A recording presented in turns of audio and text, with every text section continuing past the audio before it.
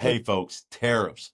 This is the greatest opportunity for entrepreneurs. I'm going to tell you, this is a transfer of wealth. If you're going into business, if you're in business, tariffs are going to be your golden nugget. You're like, what? What are you talking about?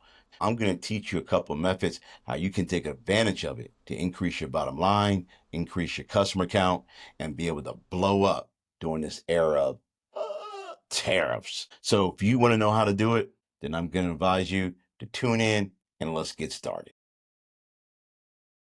Hey, welcome to a random podcast where we challenge the status quo and we empower you to think different. Today, you are going to have to think differently because you're saying right now, how are tariffs going to help me thrive in business? I want to go into business, but things are going to cost more. I'm in business and I'm scared that I'm going to lose my shirt.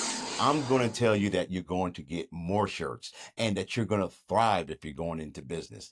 But you have to know a couple key things to do to take advantage of it. While everyone else is running around scared, you have an opportunity to dig in and get smart and get into people's pockets. Let's go ahead and start off with the first one.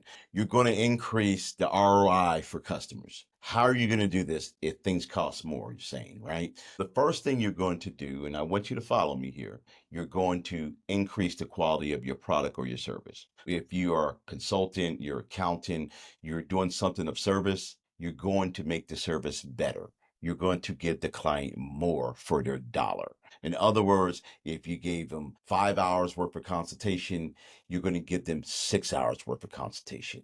And if you give them that 6 hours worth of consultation, you can give them more data, more information within that. That way they feel like they're receiving more for every penny that they're spending. It's not going to be about how much they're spending per se. It's going to be about how much the return for their investment is. If you are a dry cleaner, you're going to give them the best quality cleaning there is. No ifs, ands, buts about it. No shortcuts. You are going to make it like they're a superstar. On top of that, you're going to enhance the service in which you deliver it. You're going to answer their calls quicker. You're going to return their emails quicker. You're going to be able to be proactive. You're going to beat them to the punch that they are going to be overwhelmed with the type of service or product that they're receiving. So therefore, they feel like their dollar is valued. What most people are going to do during this time is they're going to back up. They're going to cut corners. They're going to give less service. They're going to give less quality because they're going to call themselves cutting costs in order to withstand the tariffs that's coming into play. You see the burgers getting smaller. You see the containers getting smaller. You're not stupid. The prices go up, but quantity goes down. And that doesn't make you happy.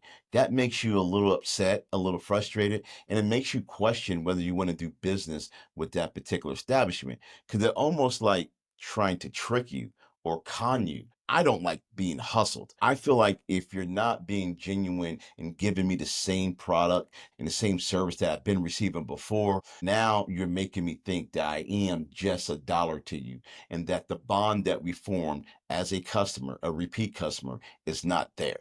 So what you want to do is you want to jump in and you want to give the better service. You want to give the better product. You want to give more of a quantity to it. The second thing that you're going to do is you're going to be completely transparent. This is something that I think is powerful.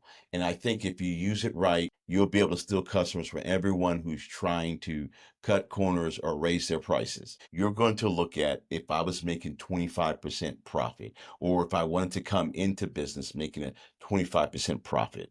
I am going to cut that back to 12%. I'm not saying that's the number, but I'm saying you need to examine it from that standpoint.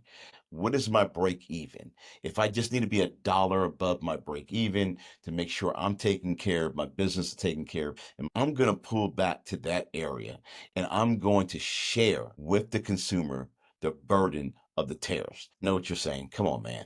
I'm in business to make money, to get rich, to make a good living. I'm going to tell you is it's better to get a customer into your sales funnel than have a customer not be in your sales funnel. Because if your prices are too high, or you're not giving the quantity, or you're not giving the service, you get 5 or 6 less customers per week, per month. It all starts adding up and it will cost you in the long run. And these people aren't in your shopping funnel.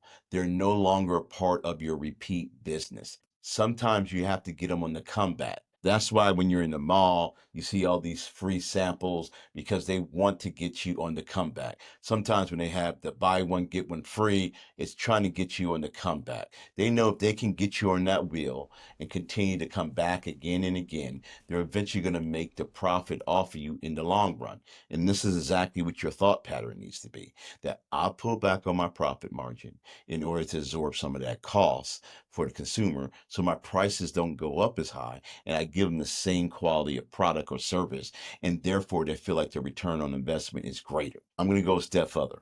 I'm going to teach you this, and I'm not even charging for this. You're going to be transparent in the sense that you will put it on your pricing. What do I mean? If you have a product online and you have it listed for 20 bucks, but tariffs come in and it's costing you $10 more and you need to go to 30 bucks, what you would do is you'll list out the original price that you used to sell it for at 20 bucks. Then you would show another line item where it says $10 tariff. Once you show the $10 tariff, you show a total of $30. Then you will show a discount of $5, and that discount will be called the tariff discount, whatever you might want to call it. Now it's $25. What you just told your customer is that, look, the cost went up, but I'm going to split it with you. And I'm going to split it with you because I value your business and I believe that you shouldn't have to carry all the costs and all the burden. And here's a quality product, the same thing I've been giving you, the same amount of food, the same size container, the same service, even more of it with a discount from the tariff, even though the price went up. This here will create loyalty with your customer base, as well as it will increase the amount of people in your funnel. Now, why would you want to do this again? Because you have your competition across town upping their price to 30 and they're not discounting anything. When your customers compare your product versus their product, and it's the same product, but the price is higher and you're showing the transparency and you're willing to discount and share in that, they're going to come to you over them. You're going to gain other people's customers and take them from them and put it into your funnel, and they're going to become repeat customers. What you're going to be able to do is make money in the long haul because they know they're getting a bargain and that they should actually be paying more, but you're sharing with them. This is a way to give you a competitive advantage of all the people who are going to be running around scared, crying, oh my God, we have to up the price. Now, I felt the pressure.